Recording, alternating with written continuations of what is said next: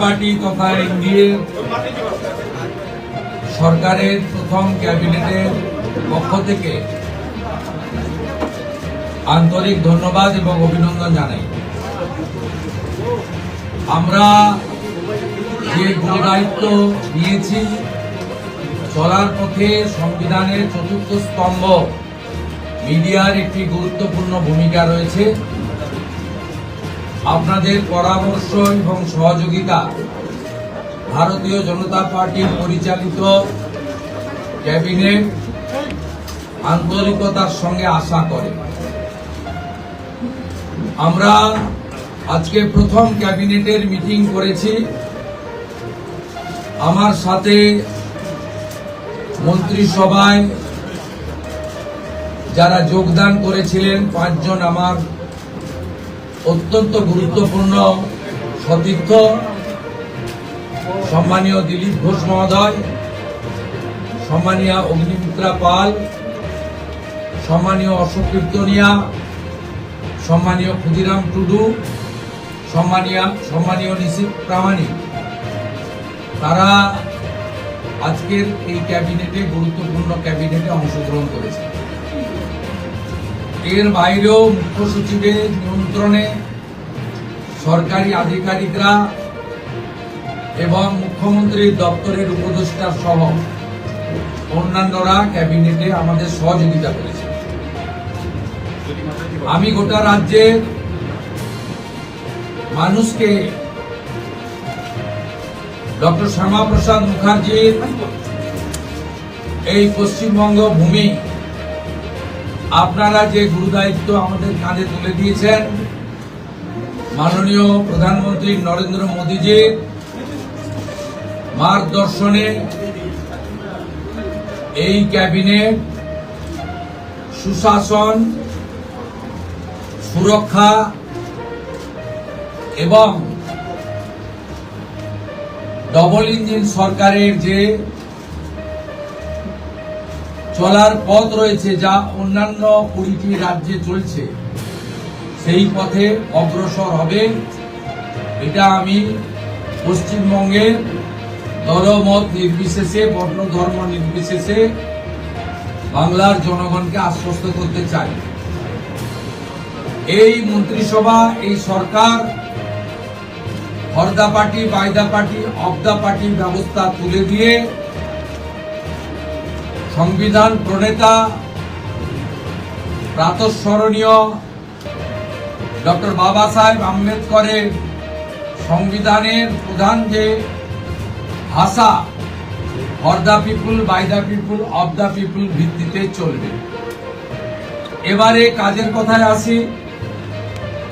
আজকে আমরা ক্যাবিনেটে, প্রথম ক্যাবিনেটে 6টা সিদ্ধান্ত নিয়েছি। প্রথম, পশ্চিমবাংলার গণতন্ত্রের যে মহোৎসব হলো, দীর্ঘদিন বাদে মৃত্যুহীন, ভয়মুক্ত, অবাধ নির্বাচন গোটা ভারতবর্ষ কেন, গোটা পৃথিবীর মানুষ দেখল। তাই একটা প্রদেশের নির্বাচন নিয়ে আজকে বিশ্বের বিভিন্ন সংবাদ মাধ্যমে আলোচনা হচ্ছে।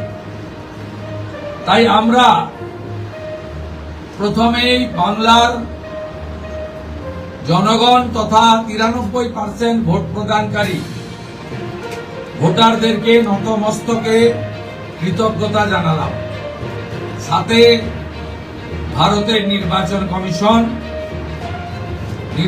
কমিশনের নিয়ন্ত্রণাধীন ভোট কর্মী, গণনা কর্মী, বাইরের রাজ্য থেকে আসা অবজারভার, কেন্দ্রীয় সুরক্ষা বল, রাজ্য পুলিশ, কলকাতা পুলিশ, সংবাদ মাধ্যম, নির্বাচনে প্রতিদ্বন্দ্বী রাজনৈতিক দল, প্রার্থী প্রত্যক্ষ পরোক্ষভাবে এই এত বড় কর্মযজ্ঞে অংশগ্রহণকারী প্রত্যেকের প্রতি এই ক্যাবিনেট কৃতজ্ঞতা জ্ঞাপন করে।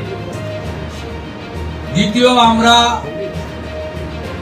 যাদের আত্মবলিদানের মধ্য দিয়ে বিজেপি সরকার প্রতিষ্ঠা হয়েছে, সেই ভারতীয় জনতা পার্টির অকালে ঝরে যাওয়া 321 জন যারা আত্মবলিদান করেছেন তাদেরকে শ্রদ্ধার সঙ্গে স্মরণ করেছি, সমবেদনা জানিয়েছি। তাদের পরিবারের প্রতি এই সরকার দায়বদ্ধ। তারা যেমন হত্যার বিচারও আশা করেন তা আমরা দেব, সাথে সাথে এই পরিবারগুলি সামাজিক এবং অন্যান্য কল্যাণকর সমস্ত দায় দায়িত্ব আমরা এই সরকার কাঁধে তুলে নিলাম। আমাদের দেশের সুরক্ষার প্রশ্ন, পশ্চিমবঙ্গের সুরক্ষার প্রশ্ন এবং যেভাবে জনবিন্যাস বদলে গেছে, আজকে আমরা প্রথম দিনই আমরা কেন্দ্রীয় স্বরাষ্ট্র দপ্তর তথা বিএসএফ এর সীমান্ত সুরক্ষিত করার জন্য জমি ট্রান্সফার প্রক্রিয়া আমরা আজকে অনুমোদন দিলাম এবং আজ থেকেই ল্যান্ড ট্রান্সফার প্রক্রিয়া শুরু হবে। ভূমি ও রাজস্ব সচিব তাকে এবং মুখ্য সচিবকে দায়িত্ব দেওয়া হলো 45 দিনের মধ্যে বিএসএফ এর প্রয়োজনীয় জমি হস্তান্তর সম্পূর্ণ করতে হবে, যা আমাদের কেন্দ্রীয় স্বরাষ্ট্রমন্ত্রী নির্বাচনের আগেই বলেছিলেন। এই কাজটা আজকে প্রথম ক্যাবিনেটে আমরা করলাম। মাননীয় প্রধানমন্ত্রী নরেন্দ্র মোদীজি তিনি বলেছিলেন প্রথম ক্যাবিনেট মিটিংয়ে আমরা আয়ুষ্মান ভারতে যুক্ত হব। আমরা আয়ুষ্মান ভারতে যুক্ত হলাম এবং সংশ্লিষ্ট দপ্তর কেন্দ্রীয় স্বাস্থ্য দপ্তরের সঙ্গে প্রয়োজনীয় যে এগ্রিমেন্ট অন্যান্য যে বিষয়গুলি রয়েছে সেটা স্বাস্থ্য সচিব, মুখ্যমন্ত্রীর দপ্তরের উপদেষ্টা এবং মুখ্য সচিব মিলিতভাবে অতি দ্রুত সম্পন্ন করবেন। অর্থাৎ আজ থেকে মাননীয় প্রধানমন্ত্রী ঘোষিত পশ্চিমবাংলার মানুষের প্রতি যে কমিটমেন্ট আজকে ভারতীয় জনতা পার্টির ক্যাবিনেট সেটা সম্পূর্ণ করবে। এর সাথে সাথে প্রধানমন্ত্রী জন আরোগ্য যোজনা, প্রধানমন্ত্রী ফসল বীমা যোজনা ক্রপ ইন্স্যুরেন্স, প্রধানমন্ত্রী schools for rising India PMC, প্রধানমন্ত্রী বিশ্বকর্মা, বেটি বাঁচাও বেটি পড়াও, প্রধানমন্ত্রী উজালা যোজনা 3.0 এবং অন্যান্য কেন্দ্রীয় স্কিম বা সেন্ট্রাল গভর্নমেন্ট স্পন্সর স্কিম আমরা যুক্ত হওয়ার সিদ্ধান্ত নিলাম। বিশ্বকর্মা যোজনায় আমাদের যারা বিশ্বকর্মা আছেন, হাতের কাজ করেন, আমাদের কামার কুমোর থেকে কুম্ভকার, স্বর্ণকার থেকে মালাকার থেকে তাঁতি থেকে নাপিত থেকে সবাই যারা 8,65,000 আবেদন করে রেখেছিলেন, আগের সরকার যাদের আবেদন জেলা শাসকদেরকে দিয়ে কেন্দ্রের এমএসএমই দপ্তরে পাঠাতে দেননি, আমরা দ্রুত ওই 8,65,000 পিটিশনকে পাঠানোর ব্যবস্থা নিলাম। আপনারা জানেন পশ্চিমবঙ্গে 11 কোটি মা বোন দিদি উজালা 1-2 বেনিফিটেড হচ্ছেন ভারতবর্ষে। পশ্চিমবঙ্গে 11 কোটির মধ্যে 1,29,00,000 পান, সবচেয়ে হাইয়েস্ট। 400 টাকা কম মূল্যে তারা গ্যাস ক্রয় করেন। প্রধানমন্ত্রী আরো 75 লক্ষ দেশে চালু করেছিলেন এবং বাংলার জন্য কোটা ছিল 15 লক্ষ। গ্রাহক বিতরণ কেন্দ্রে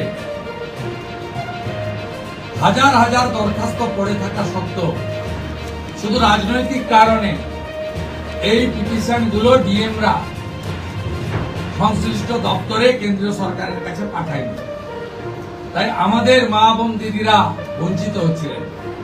আমরা গ্রাহক বিতরণ কেন্দ্রে পড়ে থাকা সমস্ত পিটিশন অতি দ্রুততার সঙ্গে জেলা শাসকদের সংশ্লিষ্ট কেন্দ্রীয় পেট্রোলিয়াম ডিপার্টমেন্টে পাঠিয়ে দেওয়ার নির্দেশ দিলাম।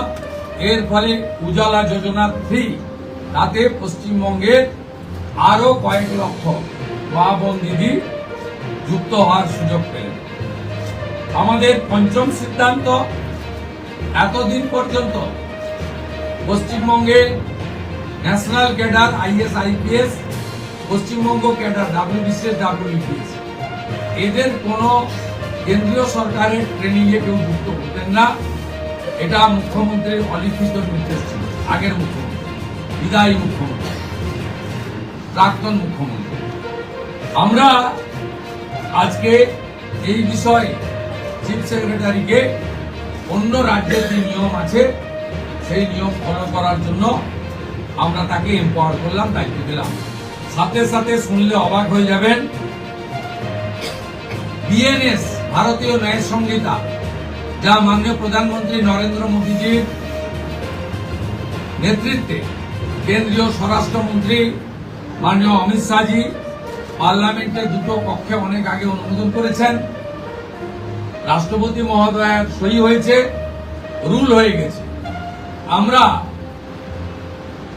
আশ্চর্য হয়ে গেছি যে এখানে BNS কার্যকর করা হয়নি, অর্থাৎ অত্যন্ত অবৈধভাবে সংবিধানকে বৃদ্ধাঙ্গুষ্ঠ দেখিয়ে আগের CRPC IPC চলছিল।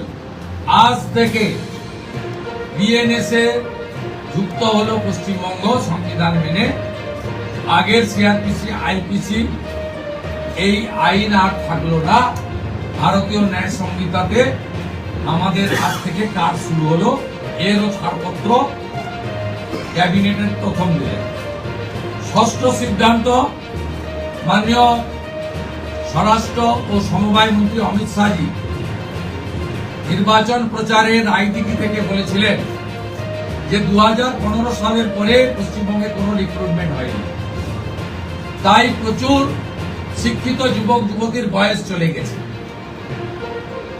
5 বছর এক্সটেনশন মানে আবেদনের বয়সের ঊর্ধ্বসীমা ক্যাবিনেট মঞ্জুর করলো। এটাও আজকে আমরা করলাম। আজকে এই ক্যাবিনেট সিদ্ধান্তগুলো আমরা নিয়েছি। আমাদের আরো বেশ কিছু কমিটমেন্ট রয়েছে যেগুলো ইতিমধ্যে আপনারা জানেন। আমরা পরবর্তী সোমবার আবার একটি ক্যাবিনেট মিটিং করব।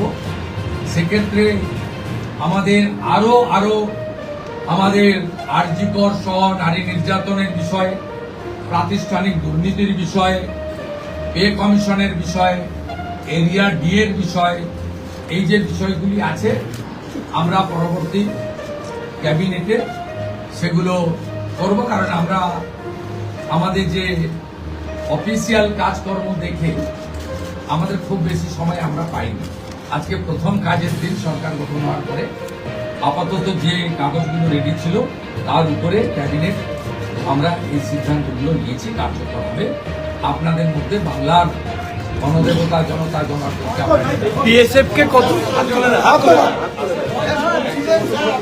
আমাদের ক্যাবিনেটে মাননীয় মুখ্যমন্ত্রী প্রয়োজন হলে নিশ্চয়ই সাংবাদিকদের সঙ্গে কথাবার্তা বলবেন, প্রশ্ন উত্তরেও অংশগ্রহণ করবেন, কিন্তু সেটা প্রয়োজন নেই। ক্যাবিনেট ব্রিফিং নেক্সট ক্যাবিনেট থেকে মাননীয় সিনিয়র মিনিস্টার দিলীপ ঘোষ এবং মাননীয় সেকেন্ড টাইম MLA কথামন্ত্রী অগ্নিমিত্রা পাল মহোদয় ব্রিফ করবেন। পরের সপ্তাহ থেকে দুজন মিলে করবে, একই পয়েন্টে করবেন, নিজেরা ফোন করে আমি জনস্বার্থে একটি গুরুত্বপূর্ণ তথ্য দেব যে কিভাবে পশ্চিমবঙ্গে যে সরকারকে মানুষ রিজেক্ট করেছে, ক্ষতি করে দিয়ে গেছে, অনেক কিছু পাবেন পরপর।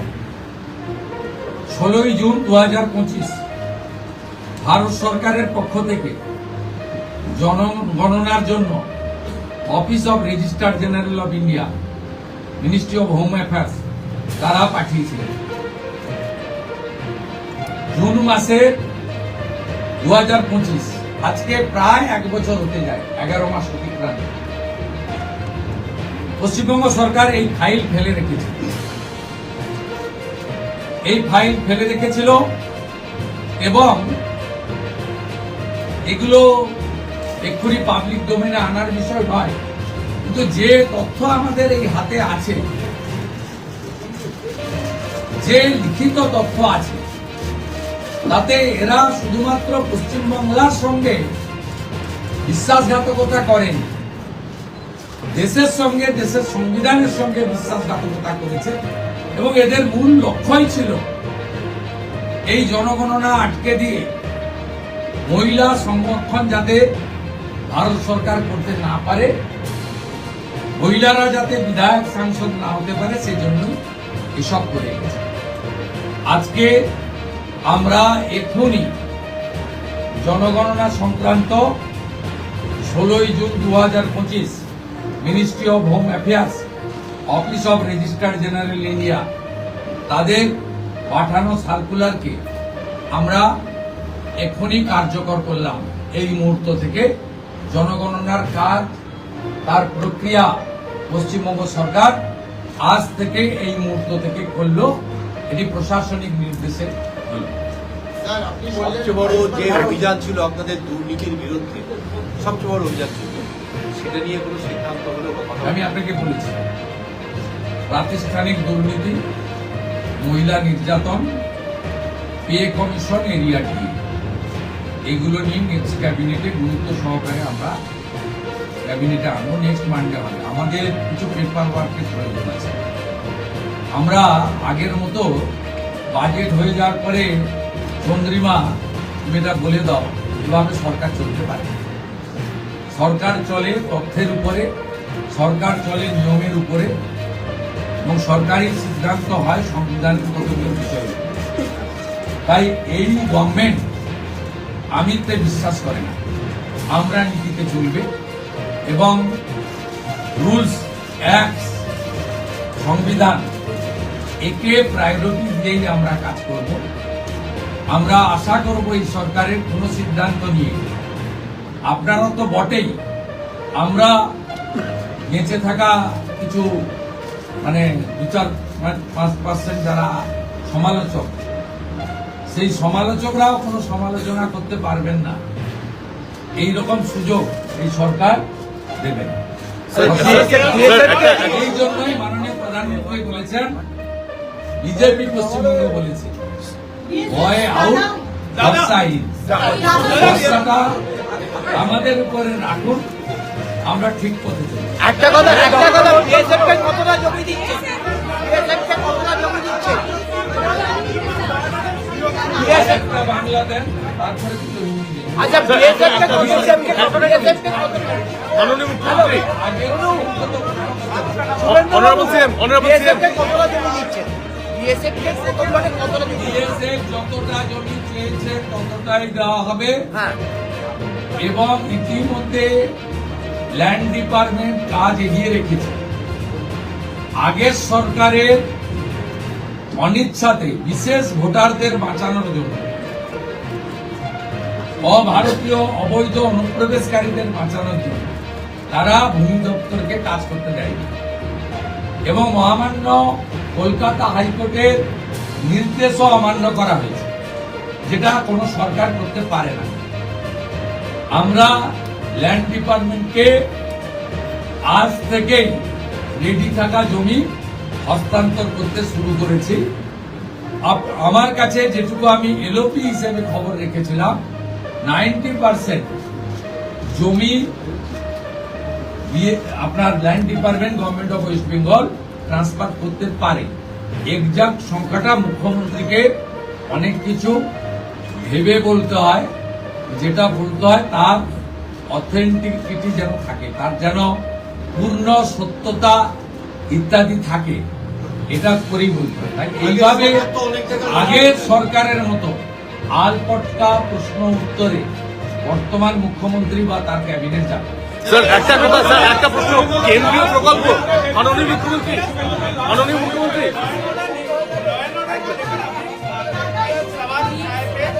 आप जब विरोधी में उठाए थे, आप सत्ता में आप आ गए, आपका सिंगल डायरेक्टिव क्या होगा एडमिनिस्ट्रेटिव हेड्स के लिए ताकि रेस्टोर हो पाए राज्य का लॉ एंड ऑर्डर? और बीएसएफ वाला भी अब जो दे रहे हैं वो अगर हिंदी में थोड़ा देखिए, हमारी सीमांत सुरक्षा देश की सुरक्षा के साथ जुड़ा हुआ है। ये भारतीय जनता पार्टी का चुनाव में बहुत बड़ा कमिटमेंट था, देश हित में बंगाल का हित। इसलिए आज पहले कैबिनेट में हम लोग बीएसएफ को लैंड ट्रांसफर करने का डिसीजन ले लिया है। लैंड डिपार्टमेंट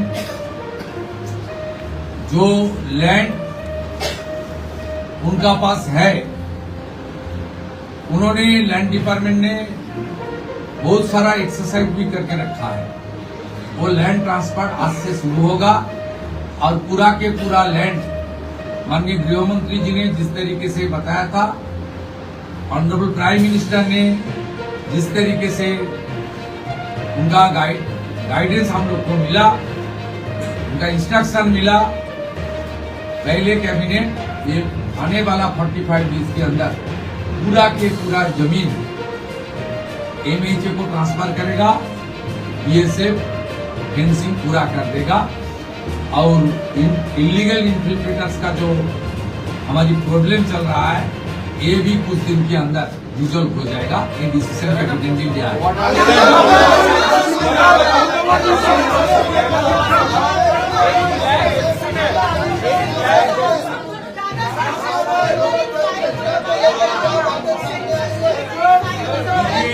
ये सरकार जो पीछे सरकार था, जिनको जनता ने फुल्ली रिजेक्ट कर दिया, ये बड़ा मैंडेट बीजेपी को दिया।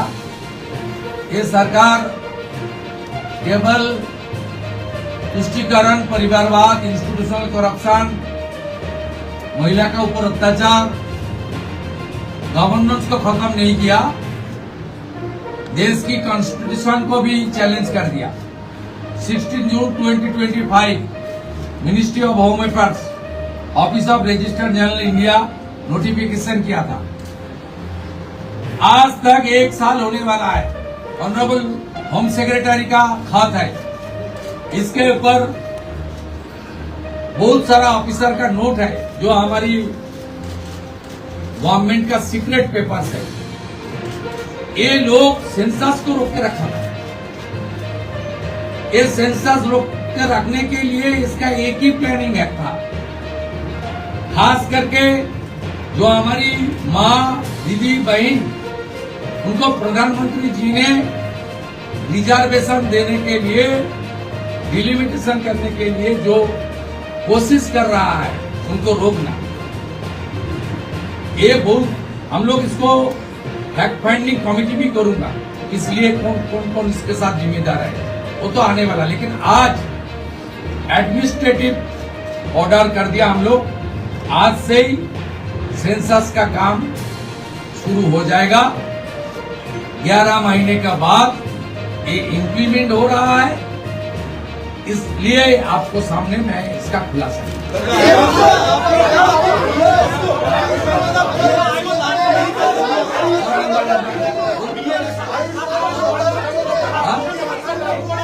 आयुष्मान भारत योजना के आज से लागू हो रहा है। ऑनरेबल प्राइम मिनिस्टर साहब का कमिटमेंट था, बीजेपी का मैनिफेस्टो में था। आयुष्मान भारत कैबिनेट ने मंजूरी दे दिया है। बाकी हेल्थ डिपार्टमेंट, सेंट्रल गवर्नमेंट का हेल्थ डिपार्टमेंट के साथ एग्रीमेंट और दूसरे की जो प्रक्रिया करना चाहिए, वो प्रक्रिया आज से शुरू हो जाएगी।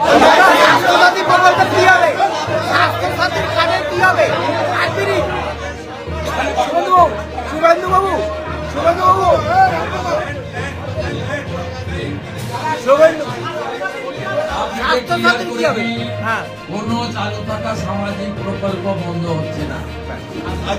কোন সামাজিক চালু থাকা প্রকল্প, এটা আমরা আমাদের কর্মসূচি মানে প্রচারকালীনও বলেছি। কোন চালু থাকা সামাজিক প্রকল্প সে 30 বছর আগের হতে পারে, 10 বছর আগের হতে পারে, কোন সামাজিক প্রকল্প আমরা বন্ধ করছি না। আমরা পেপারলেস অফিসও করব। আমরা সমস্ত পোর্টালগুলোকে আপডেটও করব এবং সমস্ত বেনিফিশিয়ারি ডিবিটির মাধ্যমে, যেটা নরেন্দ্র মোদীজির নেতৃত্বে দেশের সরকার করেছে, ডাইরেক্ট বেনিফিট ট্রান্সফারের মাধ্যমে হবে এবং সবটাই স্বচ্ছতার সঙ্গে হবে। আপনার প্রশ্নের উত্তরে আমি পরিষ্কার বলে দিই, যে স্কিমটার কথা আপনি বলেছেন, আমি শুধু ওই স্কিমটা নয়, চালু থাকা কোনো সামাজিক কল্যাণকর কর্মসূচি বন্ধ এই সরকার করছে না, কিন্তু ট্রান্সপারেন্ট স্বচ্ছতার সঙ্গে সেগুলো হবে। কোনো মৃত ব্যক্তি তিনি কোনো সামাজিক প্রকল্পের সুযোগ পেতে পারেন না, আপনিও বলবেন না পাওয়া উচিত। কোনো অভারতীয় তিনি ভারতের কোনো প্রদেশ বা জাতীয় সরকারের কোনো বেনিফিট তার পাওয়া উচিত নয়। তাতে আমার প্রশ্নে, আপনার প্রশ্নের মধ্যে আমার সব উত্তর আছে।